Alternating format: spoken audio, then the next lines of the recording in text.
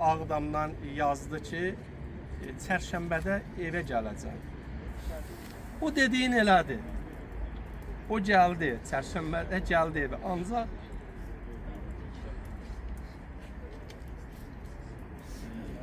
cansız bədəni gəldi.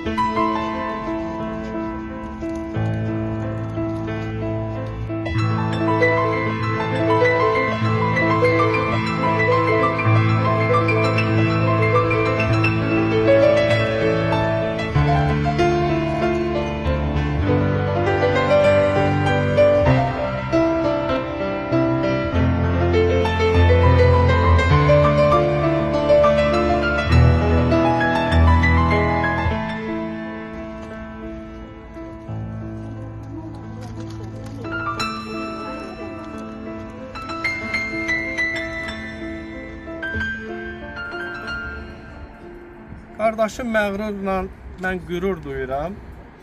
Ancaq təəssüf elədiyim odur ki, mən qardaşımı o sağlığında o qədər də yaxından tanıya bilməmişəm. Vaxt olmadı. Həm müharibə, həm onun Sumqayıt şəhərində təhsili Politexnik Texnikuma qəbul olmuşdu. Burada bir əhatəsi vardı, dostları vardı. Niyə deyirəm tanımamışam bu qədər yaxından? Döyüş yoldaşlarının danışdığından, komandirlərin danışdığından bu qədər ürək sahibi olduğunu bilməmişəm zamanında. Onun barəsində, bir xarakteri barəsində də sizi məlumatlandırım. Bilənlər bilir, bilməyənlər də bilsin ki, qardaşım Sumqayıtda təhsil alarkən, nə qədər burada dostları olsa da, Novruz bayramı, çərşənbəyə, xüsusən bu çərşənbə, ilaxır çərşənbəsinə çox bağlı bir insanıdır. Adət-ənənələrimizə çox bağlı insanıdır. Həmişə nə olur olsun, burada nə qədər əhvalı yaxşı olsa da, dostlarına şənliyorsa, gəlib kənddə öz evində, öz ailəsində keçirməlidir çərşənbəni. O qanlı hadisələrin cərəyan eləyən vaxtı qardaşım Ağdamdaydı. O Ağdamdan yazdı ki, çərşənbədə evə gələcəm. O vaxtı məktubu kimlə göndərmişdi, xatırlamıram. Çərşənbədə evə gələcəm. Çalışacağım ki, gələm. Ağdamda o hadisələrdə hamınız bilirsiniz. Orada çox narahatıdıq. Elə gecə-gündüz dua edirdi ki, ay Allah, buradan bir salamat çıxsın. Eşidəndə ki, Füzuliyə, artıq Füzuliyə gəliblər. Füzulidə döyüş gedir. Orada elə bir ki, biz o Füzuliyə gəlməyindən şükür eləyirdik, sevinirdik ki, artıq o qanlı yerdən, o qadalı yerdən çıxdı. Amma bizi nə gözlədiyini bilmirdik. O dediyin elədi. O gəldi, çərşənbədə gəldi evə. Ancaq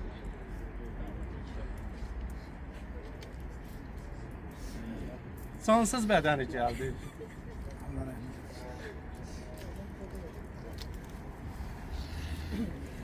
Mən onu keçə saymıram. Qardaşım dediyini ölümü ilə də olsa tutdu, dedi. Elədi. Çox üzr istəyirəm mən bunu. Həmin günləri 32 ildə keçsə belə mən onu yaşayıram. Bizim üçün yaramız sağalmadı. Sadəcə biz bu dərdə uyğunlaşdıq.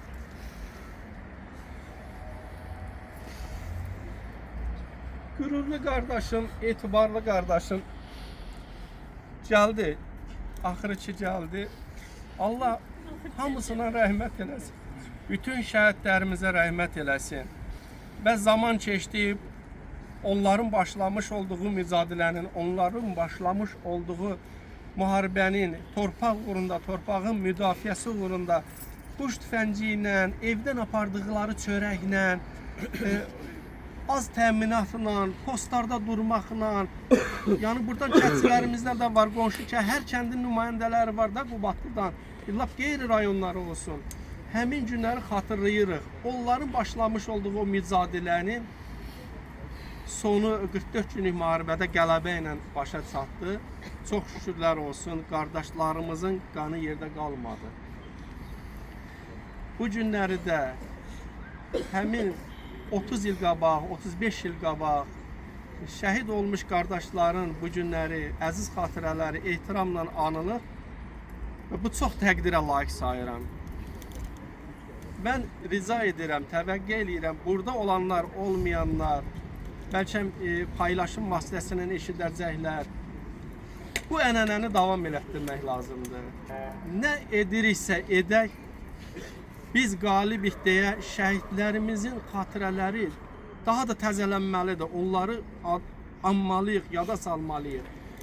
Gələcək nəsillərə ötürməliyik. Müharibəni görə bilməyən uşaqlar böyüdüksə bilsinlər ki, nəyə görə onların böyükləri, valideynləri, yaxud özləri bu günləri alnı açıq gəzə bilirlər. Başqa ölkələrdə Qarabağ bizimdir deyə bilirlər. Qarabağ bizimdir, biz qalib ölkənin nümayəndələri deyə bilirlər. Və ona görə də bu günləri dəvətimi yerə salmayanlar, qardaşımın xatirəsini anmağa gələnlər sağ olun, var olun. Sizin timsalınızda bütün xalqımıza əmin-amanlıq arzulayıram. Bu Novruzun gəlişi qoy xeyir gətirsin. Hamınızı təbrik edirəm. Hamımızın evində sağlıq, salamatçılıq olsun. İnşallah bir də şəhidlərimiz olmasın. Amin. Amin. Amin. Çok sağ olun.